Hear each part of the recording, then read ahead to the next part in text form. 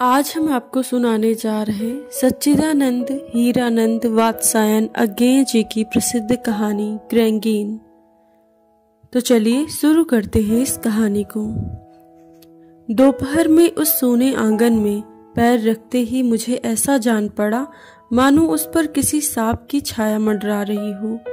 उसके वातावरण में कुछ ऐसा अकथ्य, अस्पृश्य किंतु फिर भी बोझिल और प्रकंपमय और घना सा फैल रहा था। मेरी आहट सुनते ही मालती बाहर निकली।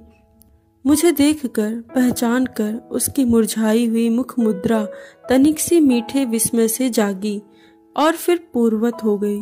उसने कहा, आ जाओ, और बिना उत्तर की प्रतीक्षा किए भीतर की ओर चली गई। मैं भी उसके पीछे पीछे हो लिया। भीतर पहुंचकर मैंने पूछा, वे यहाँ नहीं हैं? अभी नहीं आए, दफ्तर में हैं, थोड़ी देर में आ जाएंगे। कोई 1:30-2 बजे आया करते हैं। कब से गए हुए हैं, सवेरे उठते ही चले जाते हैं। मैं हूँ कहकर पूछने को हुआ, और तुम इतनी देर क्या करती हो? पर फिर सोचा कि आते ही एकाएक प्रश्न करना ठीक नहीं है। मैं कमरे के चारों ओर देखने लगा।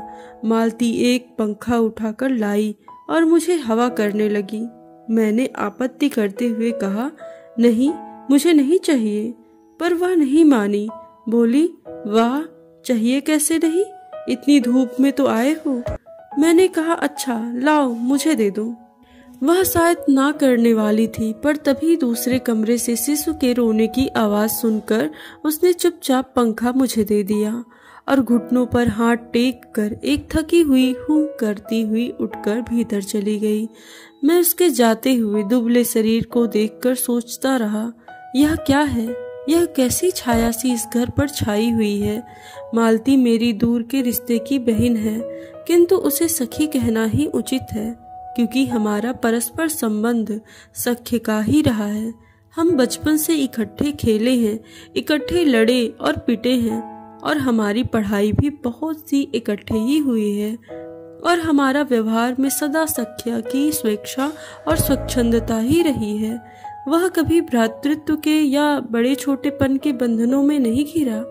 मैं आज कोई 4 वर्ष बाद उसे देखने आया हूँ।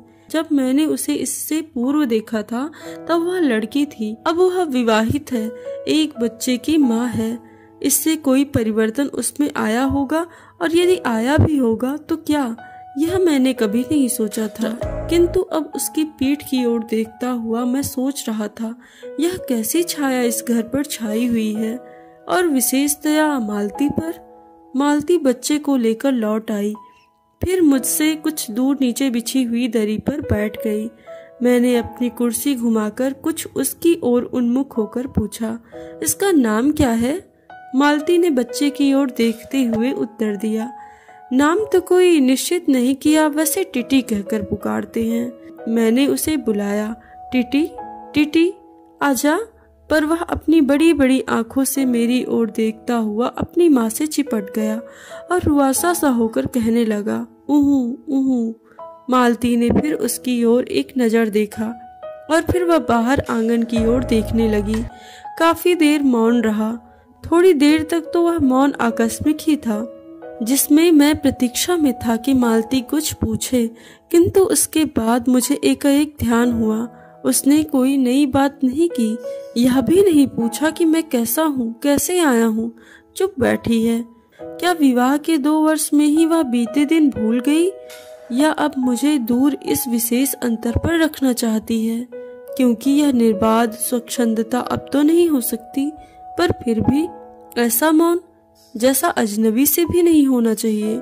मैंने कुछ खिन्न सा होकर दूसरी ओर देखते हुए कहा, जान पड़ता है तुम्हें मेरे आने से विशेष प्रसन्नता नहीं हुई। उसने एकाएक चौंक कर कहा, हूँ? यह हूँ प्रश्न सूचक था, किंतु इसलिए नहीं कि मालती ने मेरी बात नहीं सुनी थी, केवल विस्मय के कारण। इसीलिए मैंने अपनी बात दोहराई नहीं, चुप बैठा रहा। मालती कुछ बोली ही नहीं। थोड़ी देर बाद मैंने उसकी ओर देखा।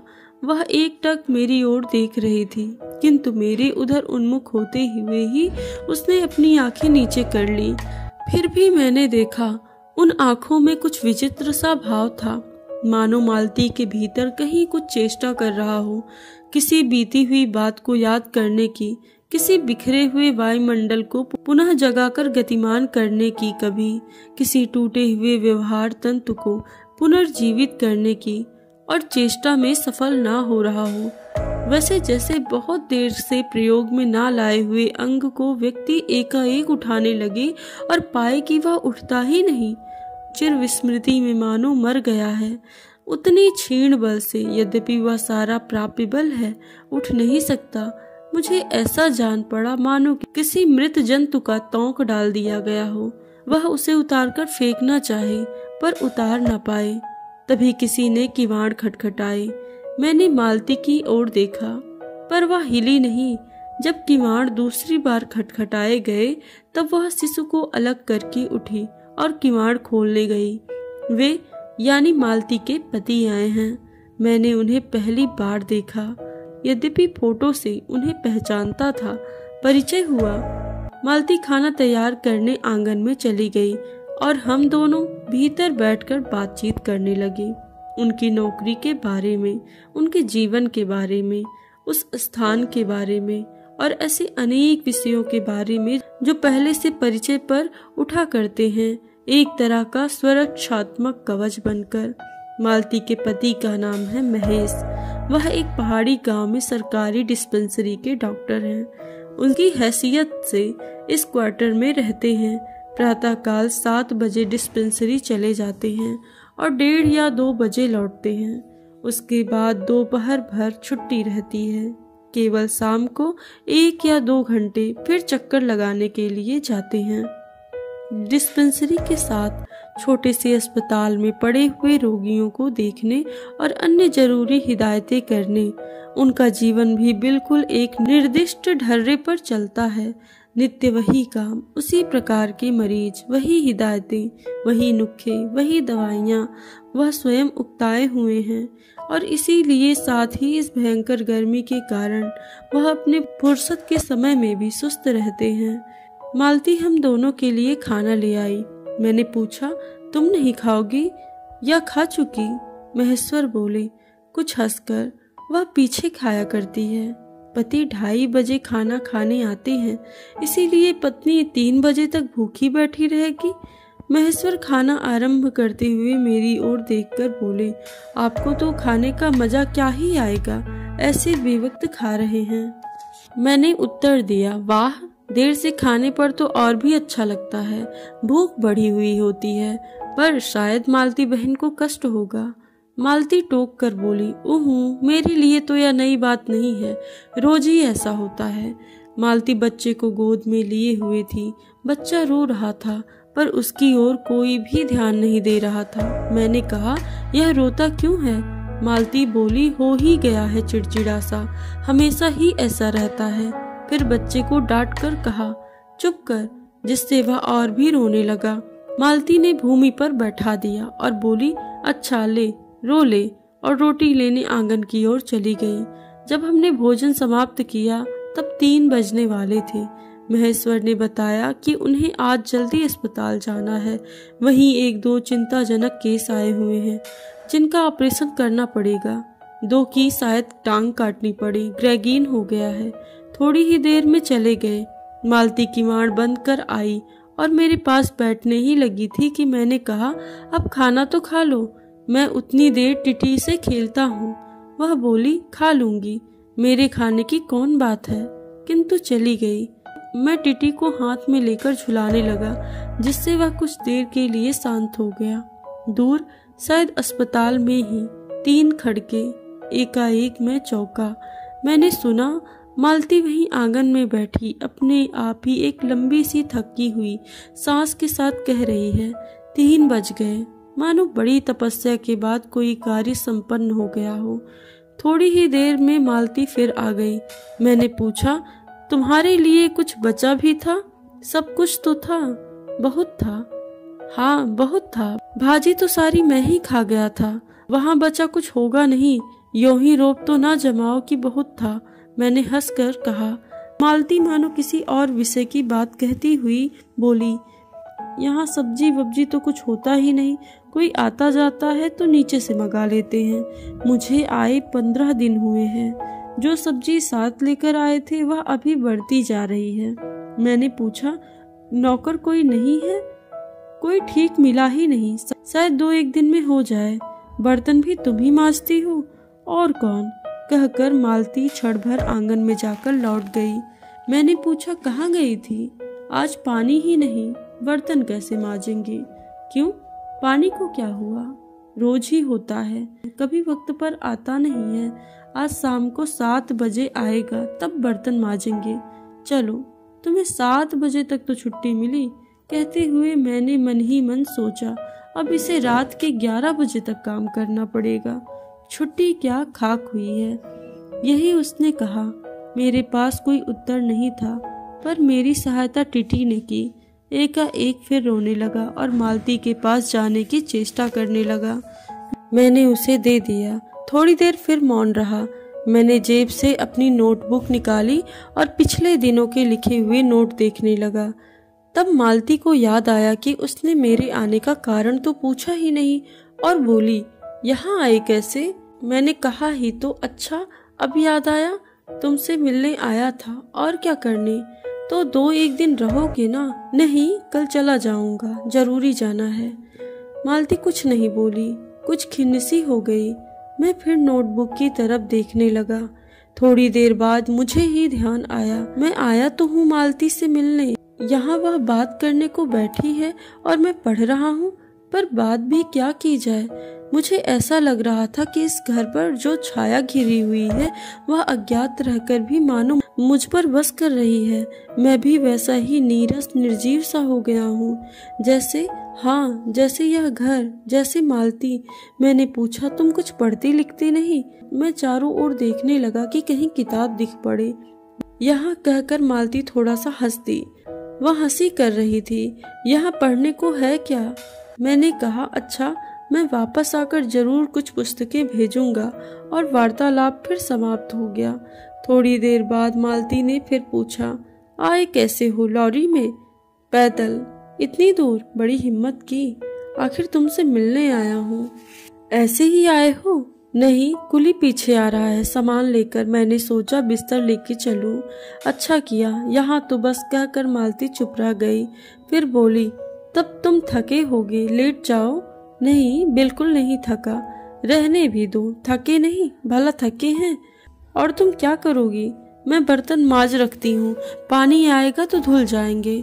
थोड़ी देर में मालती उठी और चली गई, टीटी को साथ लेकर। तब मैं भी लेट गया और छत की ओर देखने लगा। मेरे विचारों के साथ आंगन से आती हुई बर्तनों के घिसने की खन खन ध्वनि मिलकर एक विचित्र एक स्वर उत्पन्न करने लगी, जिसके कारण मेरे अंग धीरे धीरे ढीले पड़ने लगे।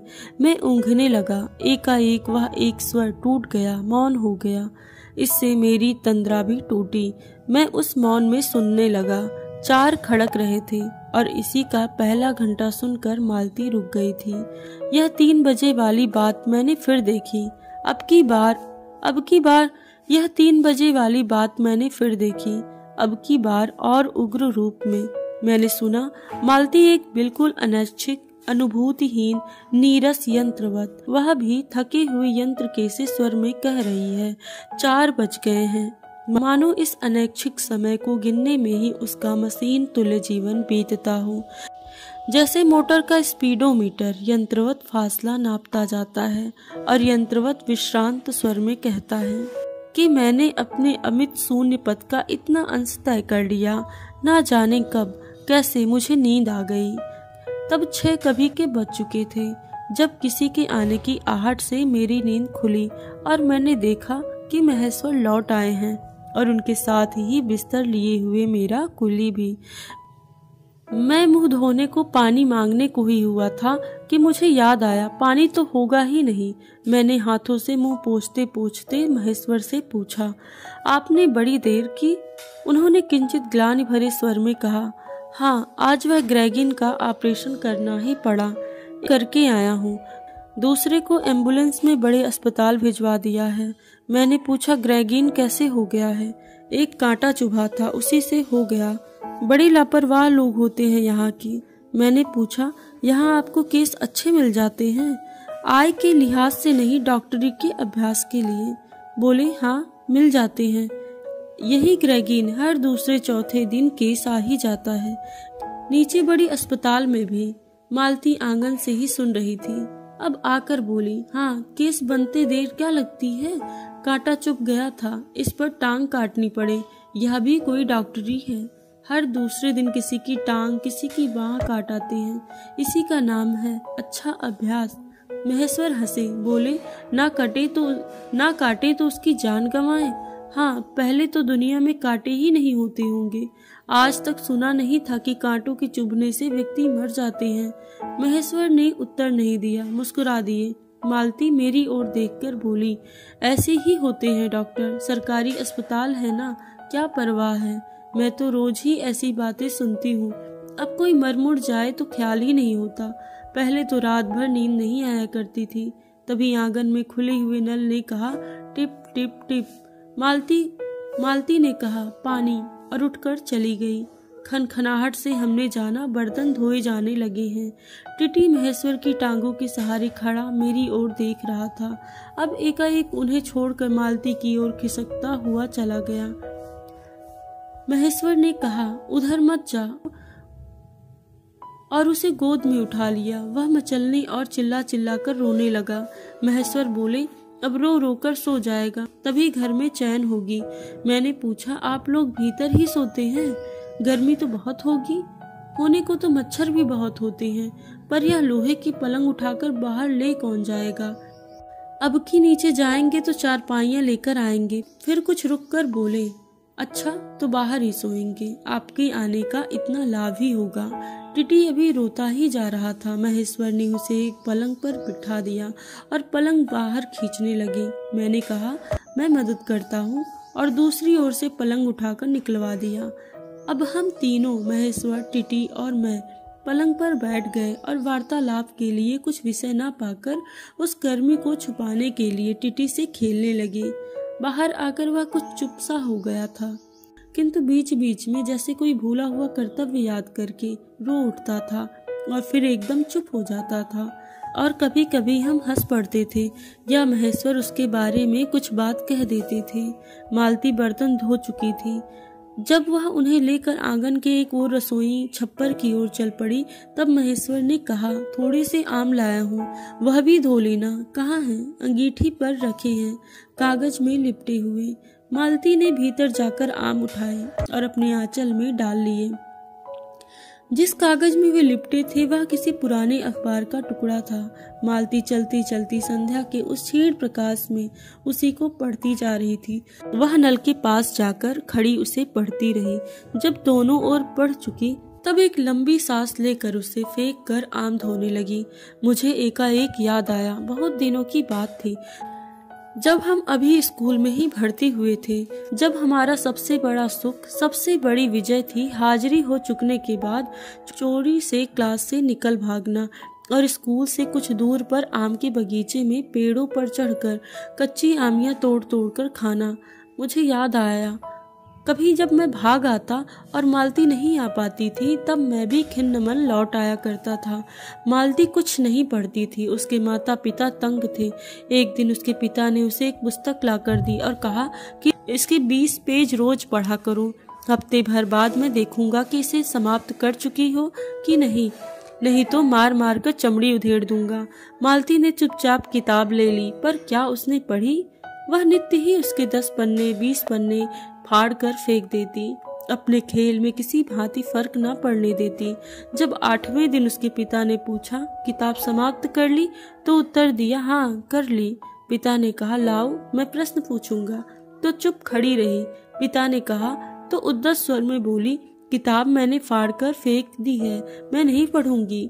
इसके बाद वह बहुत पिटी, पर वह अलग बात है। इस समय मैं यही सोच रहा था कि वही अद्भुत और चंचल मालती आज कितनी सीधी हो गई है, कितनी शांत और एक अखबार के टुकड़े को तरसती है।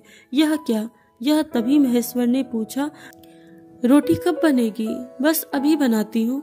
पर अब की बार मालती रसोई की ओर चली और जब टीटी की कर्तव्य भावना बहुत विस्तीर्ण हो गई तब मालती की ओर हाथ बढ़ाकर रोने लगा और नहीं माना। मालती उसे भी गोद में लेकर चली गई। रसोई में बैठकर एक हाथ से उसे थपकाने लगी और दूसरे हाथ से छोटे छोटे डिब्बे उठाकर सामने रखने लगी और हम दोनों चुपचाप रात्रि की, भोजन की और एक दूसरे के कुछ कहने की और ना जाने किस किस न्यूनता की पूर्ति की प्रतीक्षा करने लगे। हम भोजन कर चुके थे और बिस्तरों पर लेट गए थे और टीटी सो गया था। मालती पलंग के एक और मोमजामा बिछाकर उसे उस पर लिटा गई थी। वह सो गया था पर नींद में कभी कभी चौंक पड़ता था। एक बार वह उठकर बैठ भी गया था पर तुरंत ही लेट गया। मैंने महेश्वर से पूछा, आप थके तो होंगे, सो जाइए। वह बोले, थके तो आप भी अधिक होंगे, 18 मील पैदल चलकर आए हैं। किंतु उनके स्वर ने मानो जोड़ दिया, थका तो मैं भी हूँ। मैं चुप रहा। थोड़ी देर में किसी अपर संज्ञा ने मुझे बताया वह ऊँघ रहे हैं। जब लगभग 10:30 बजे थे, मालती भोजन कर रही थी। मैं थोड़ी देर मालती को देखता रहा। वह किसी विचार में, यद्यपि बहुत गहरे विचार में नहीं, परंतु लीन हुई थी। धीरे धीरे खाना खा रही थी। फिर मैं इधर उधर खिसक कर पर आराम से होकर आकाश की ओर देखने लगा। पूर्णिमा थी, आकाश अनभ्र था। मैंने देखा उस सरकारी क्वार्टर के दिन में अत्यंत शुष्क और नीरस लगने वाली स्लेट की छत भी चांदनी में चमक रही है। अत्यंत शीतलता और स्निग्धता से छलक रही है, मानो चंद्रिका उन पर से बहती हुई आ रही हो, झर रही हो। मैंने देखा पवन में चीड़ के वृक्ष, गर्मी से सूख कर मटमैले हुए चीड़ के वृक्ष धीरे धीरे गा रहे हो कोई राग जो कोमल है किंतु करुण नहीं, अशांतिमय है किंतु उद्वेग में नहीं। मैंने देखा प्रकाश से धुंधले नीले आकाश के तट पर जो चमगादड़ नीरव उड़ान से चक्कर काट रहे हैं वे भी सुंदर देखते हैं। मैंने देखा दिन भर की तपन, अशांति, थकान, दाह पहाड़ों में से भाप से उठकर वातावरण में खोए जा रहे हैं, जिसे ग्रहण करने के लिए पर्वत शिशुओं ने अपनी चीड़ वृक्ष भुजाएं आकाश की ओर बढ़ा रखी हैं। पर यह सब मैंने ही देखा, अकेले मैंने। महेश्वर ऊग रहे थे और मालती उस समय भोजन से निवृत्त होकर दही जमाने के लिए मिट्टी का बर्तन गर्म पानी से धो रही थी और कह रही थी अभी छुट्टी हुई जाती है। और मेरे कहने पर कि 11 बजने वाले हैं धीरे से सिर हिलाकर जता रही थी कि रोज ही इतने बज जाते हैं। मालती ने वह सब कुछ नहीं देखा। मालती का जीवन अपनी रोज की नियत गति से बहता चला जा रहा था और एक चंद्रमा की चंद्रिका के लिए, एक संसार के लिए रुकने को तैयार नहीं था। चांदनी में शिशु कैसा लगता है, इस अलस जिज्ञासा में मैंने टीटी की ओर देखा और एकाएक मानो किसी शैशवोचित वामता से उठा और खिसक कर पलंग से नीचे गिर पड़ा और चिल्ला चिल्ला कर रोने लगा। महेश्वर ने चौंक कर कहा, क्या हुआ? मैं झपट कर उसे उठाने दौड़ा। मालती रसोई से बाहर निकल आई। मैंने उस खट शब्द को याद करके धीरे से करुणा भरे स्वर में कहा, चोट बहुत लग गई बेचारे को। यह सब मानो एक ही क्षण में, एक ही क्रिया की गति में हो गया। मालती ने रोते हुए शिशु को मुझसे लेने के लिए हाथ बढ़ाते हुए कहा, इसकी चोटें तो लगती ही रहती हैं, रोज ही गिर पड़ता है। एक छोटे क्षण भर के लिए मैं स्तब्ध हो गया। फिर एकाएक मेरे मन ने, मेरे समूचे अस्तित्व ने विद्रोह के स्वर में कहा। मेरे मन ने भीतर ही बाहर ही एक शब्द भी नहीं निकला। माँ, युवती माँ, यह तुम्हारे हृदय को क्या हो गया है जो तुम अपने एकमात्र बच्चे के गिरने पर ऐसी बात कहती हो, और यह अभी जब तुम्हारा सारा जीवन तुम्हारे आगे है। और तब एकाएक मैंने जाना कि यह भावना मिथ्या नहीं है। मैंने देखा कि सचमुच उस कुटुंब में कोई गहरी भयंकर छाया घर कर गई है। उसके जीवन की इस पहले ही यौवन में घुन की तरह लग गई है। उसका इतना अभिन्न अंग हो गई है कि उसे पहचानते ही नहीं, उसी की परिधि में घिरे हुए चले जा रहे हैं। इतना ही नहीं, मैंने उस छाया को भी देखा, इतनी देर में पूर्ववत शांत हो गई थी। महेश्वर फिर लेटकर ऊँघ रहे थे। टीटी मालती के लेटे हुए शरीर से चिपटकर चुप हो गया था, यद्यपि अभी एक आध सिसकी उसके छोटे से शरीर को हिला देती थी। मैं भी अनुभव करने लगा था कि बिस्तर अच्छा सा लग रहा है। मालती चुपचाप आकाश में देख रही थी, किंतु क्या चंद्रिका को या तारों को? तभी 11 का घंटा बजा। मैंने अपनी भारी हो रही पलकें उठाकर अकस्मात किसी अस्पष्ट प्रतीक्षा से मालती की ओर देखा। 11 के पहले घंटे की खड़क के साथ ही मालती की छाती पर एकाएक फफोली की भांति उठी और धीरे धीरे बैठने लगी और घंटा ध्वनि के कंपन के साथ ही मुंह खो जाने वाली आवाज में उसने कहा, 11 बज गए। ये कहानी यहीं पे समाप्त होती है। धन्यवाद।